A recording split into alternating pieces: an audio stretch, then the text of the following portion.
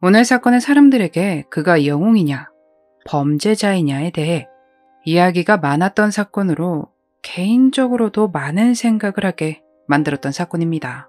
여러분도 끝까지 시청해주시고 소중한 의견 댓글로 남겨주세요. 1945년에 태어난 레옹 게리 플라셰는 미국 공군에 입대해 하사관의 직위로 근무를 했고 제대 후에는 장비를 판매하는 일과 지역 방송국의 카메라맨으로 일하기도 했습니다. 열심히 평범하게 하루하루 살아갔습니다. 1984년 2월 19일 전까지 그냥 평범하게 여느 가정과 다름없이 시간이 흘러갔습니다. 1984년 2월 19일 그의 아들 11살 조디 플라셰를 데리러 25살의 제프 드셋이라는 사범이 집으로 태우러 왔습니다. 많은 곳에서 가라데라고 나와 있는데 도복에 한국 국기와 뒤에 부채가 걸려있는 것이 의아했습니다. 제프는 곧 돌아올 거예요 라고 조디의 엄마 준에게 말하고 집을 나섰죠. 그는 가족에게 평판이 굉장히 좋았고 조디의 가족뿐만 아니라 다른 사람들에게도 인지도가 높은 사람이었습니다. 그 동네에 자녀가 있는 사람들 대부분이 그 학원에 보낼 정도로 말이죠. 제프는 학생들과 시간 보내는 것을 좋아했고 친구 같은, 형 같은, 때론 아빠같이 느끼도록 아이들을 챙겼죠. 조디는 운동에 더 열중하기 위해 함께했던 축구와 농구도 그만둘 정도였습니다. 모든 사람이 다 믿었습니다. 자녀들이 그를 따랐기에 좋은 사람이라 믿었고 가족들에게 친구처럼 다가왔기에 그를 믿었습니다. 아무도 그의 이중적인 얼굴을 눈치채지 못했죠. 그렇게 믿었기에 아들을 손쉽게 그에게 보냈는데 곧 돌아온다던 제프와 조디가 사라졌습니다. 밤이 되자 제프는 조디를 데리고 서해안으로 향하는 버스를 탔습니다. 이동하는 중에 본인이 기르던 수염을 다듬고 조디의 금발을 검은색으로 염색시켜 사람들의 시선을 피했습니다. 그들은 캘리포니아 애너하임 근처의 저렴한 모텔에 머물며 무슨 짓을 저질렀는진 말씀드리진 못하지만 여러분이 생각하시는 그 범죄를 저지릅니다. 조디의 부모님은 경찰에 신고를 했고 곧 모텔을 찾아내 급습에 성공했죠. 그렇게 제프 드셋이 체포됐습니다. 한편 아버지 게리와 친했던 보안관 마이크 바넷이 제프가 조디에게 저지른 만행들을 게리와 준에게 전달합니다. 두 사람을 지켜본 마이크에 따르면 자녀에게 그런 일이 생기면 보이는 부모의 반응과 같았으며 게리는 겁에 질려 있었다고 합니다. 그리고 곧 나는 그를 죽일 겁니다 라고 말했죠. 그리고 그 뒤로 게리는 동네 술집에 들러 사람들에게 그 범인이 재판을 받기 위해 다시 이 지역으로 베턴루츠로 돌아올 수 있는지 물어보는 데 시간을 보냈습니다. 그러다 방송국 뉴스 채널에서 같이 일했던 동료를 만나게 됩니다. 아무래도 특보기 때문에 그는 알고 있었겠죠. 그는 게리에게 내일 비행기를 타고 아침 9시 8분에 공항에 도착할 것이다 라고 전해줬고 그것을 듣고 게리는 몸을 움직였습니다.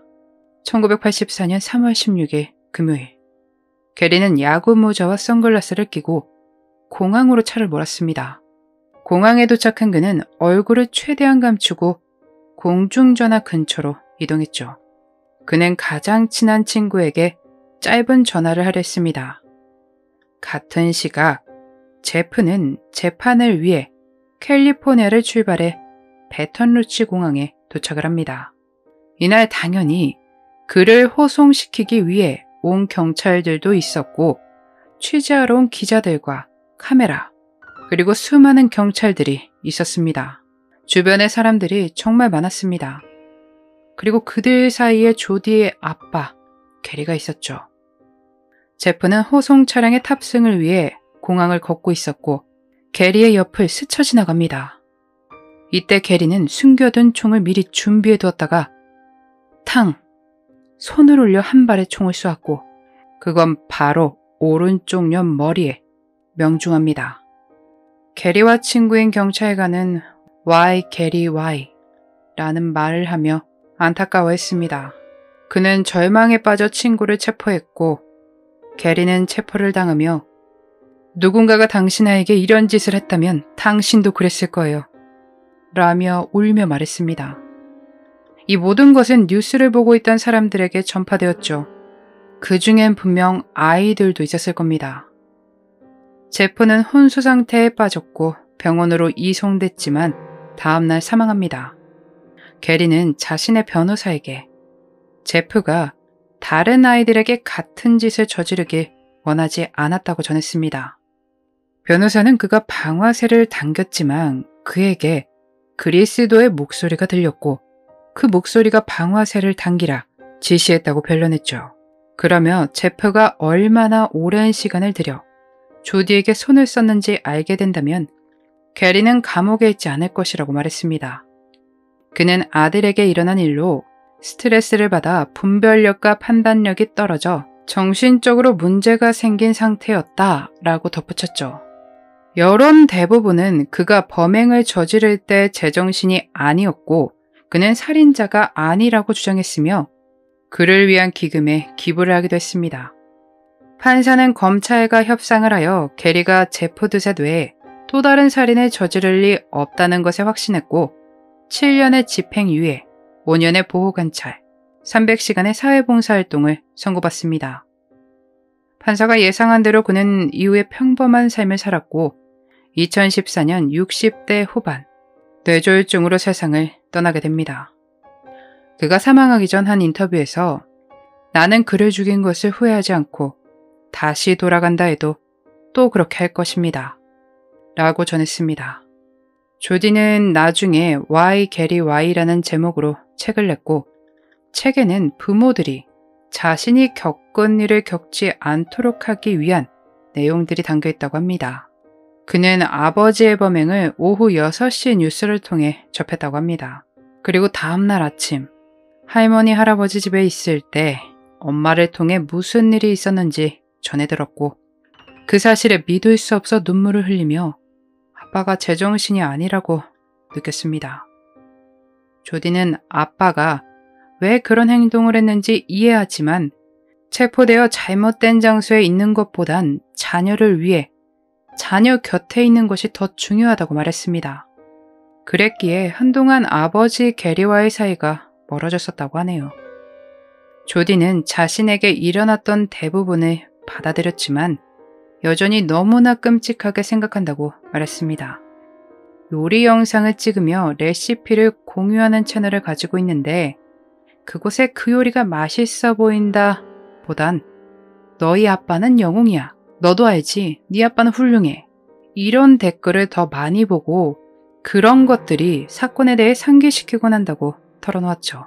많은 사람들이 그의 아버지를 영웅이라 여전히 말하고 있지만 조디는 그 의견에 동의하지 않습니다. 그것에 동의하는 사람들은 사법제도에 불만이 있는 사람들이라고 말했죠. 이 사건을 접하고 개인적으로 아버지의 행동이 이해되면서 아들의 말도 이해가 되기에 많은 생각이 들었던 사건이었습니다. 멀리서 보면 희극, 가까이서 보면 비극이라는 말도 생각나네요.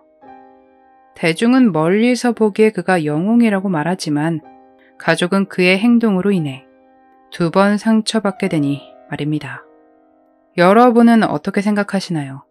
조디의 아버지 게리는 영웅일까요? 아니면 그저 잘못된 판단을 내린 사람일 뿐일까요?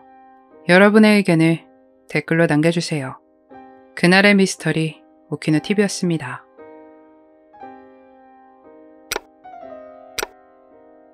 마지막까지 시청해주셔서 감사합니다. 좋아요와 구독은 저에게 큰 힘을 줍니다. 오늘 하루도 수고하셨습니다. 좋은 밤 보내세요.